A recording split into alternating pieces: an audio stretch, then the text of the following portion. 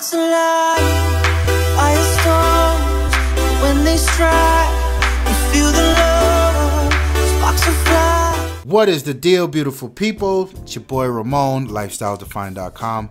We got Dante in the back, special guest. We're here to get some work in on Forza. But let's talk about this iPhone 6s and iPhone 6 Plus S. Wait, iPhone 6s Plus. I don't know, B. It's kind of crazy. Yes, there's a rose gold color. I think that was the #1 rumor running around. People didn't care about the magic tricks that it could do, the magic closets it could open. They just didn't care. They wanted that rose gold color to be very real. Personally, I think it's a very tasteless color. Haven't seen rose gold anything since the 80s, but from what I can tell in the videos that I'm watching, it looks pretty good. That was the initial reservations I had when I first saw the gold iPhone, and then see it in person. It's okay. You know, I guess Apple don't do too much wrong. So yes, rose gold is real. Get on your couch, round of applause, whatever you want to do. The second biggest announcement would be the 3D touch.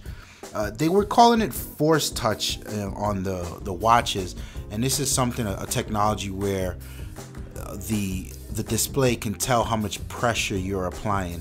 And on the watch, it was a clusterfuck, really, because there was so many different controls in that UI, and they kind of crammed everything in there. Here on the iPhone 6s, the entire screen has this technology, and of course they made it a lot more precise, this haptic feedback engine. And I think the dopeness or the magic Apple would like to say, it really happens in the UI. So you've got like these shortcuts that the Force Touch triggers. So a regular tap, for instance, on your mail application, you tap the mail icon, it launches mail. Nothing special there. A Force Touch on mail, however, you can get a few different commands. Like you can peek into the inbox, where it pops up this UI and shows you a little glance at what items you have there. You can compose a new message. You can peek to delete certain messages. So I think that's really dope. And then, like, think of something like a text message comes in where a friend sends you an address. You can click and hold, and it'll pop up the Apple Maps where that address is, and you can look really quick. And then you remove, you take your finger off, and it goes back to the text message. I think stuff like that's really dope, and I kind of don't see the regular user fancying this too much. I can see someone like my mom complaining that the phone does weird shit when she touches it. But for the Apple loyalists out there, the power users, I think this is going to be a killer feature. I really like where they're going with this. I think the 3D touch was a dope addition. The camera, that was the big one. They went from the 8 megapixels to the 12 megapixel eyesight camera is what they call it. They're toting 50% more pixels, and of course they had this whole demonstration about how when you increase the megapixel count, you sort of lower the quality of the picture, and how they explained how they got around that. So generally speaking, iPhone's cameras are awesome. I think the 12 megapixel camera might be even more so. Gonna reserve judgment till I get my hands on that. There's 4K recording, at 4K video recording at 30 frames a second. Didn't really like this addition. It really doesn't make sense to record video in 4K if the screen you're playing it back on is 1080p. You can't enjoy the quality of the video you just recorded. But if you're talking about getting in some dope editing where you can actually crop that 4K footage, now we're talking. But Apple said very little about things like that. The front-facing camera now has a flash, and you'd be surprised. The flash for the front-facing camera is actually the entire screen. So they did some work, some hardware tweaking there to get that screen to actually flash brighter than it is when it's normally displaying. That's interesting. I think my Instagram feed is going to be a lot worse for that. The Touch ID sensor, they call it the 2nd generation now. It's 2 times as fast, which I think is impressive, because Touch ID just works on my 6 Plus. I didn't know how much faster it could get. And there's little knickknacks about the phone, like it's got the LTE Advanced, so it should be a lot faster there. 23 bands. There will be charging docks and new cases available.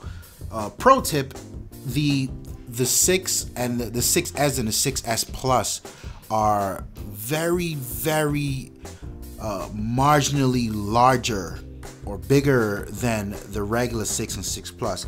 So some cases may or may not fit, so you might want to watch out for that.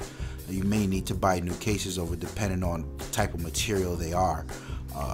And they also announced a iOS upgrade program, which I thought was pretty dope. So if you want to get that new iPhone every year, you pretty much lease the iPhone from Apple themselves directly for $32 a month. And the thing with that is you get to select the network that you use. So you go to Apple, you purchase the iPhone, they say, okay, cool. Now, what cell phone network would you like to use that on? And you pick. I don't know if it's going to be the type of thing where, this year I'm going to go with T-Mobile, next year I'm going to go with Sprint or AT&T. Not sure what the details behind that is, but we'll find out more as time goes. Other than that, it comes home with the A9 processor. We don't know how much gigs of RAM.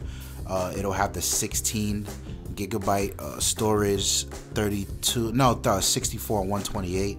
So pretty much more the same.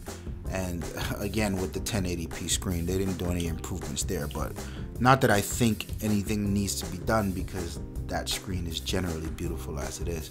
So yeah, that's the iPhone 6 and iPhone 6s, the iPhone 6s and iPhone 6s Plus in a nutshell. I thought it was a very strong showing at the announcement, especially with the 3D touch. I thought that was the dopest thing I've seen in a long time. I think it's a good compromise between something like Android's widgets and something like Microsoft's tiles. So I think the iOS people are going to be happy. Even more Android people might be jumping ship, so look out for those numbers lately.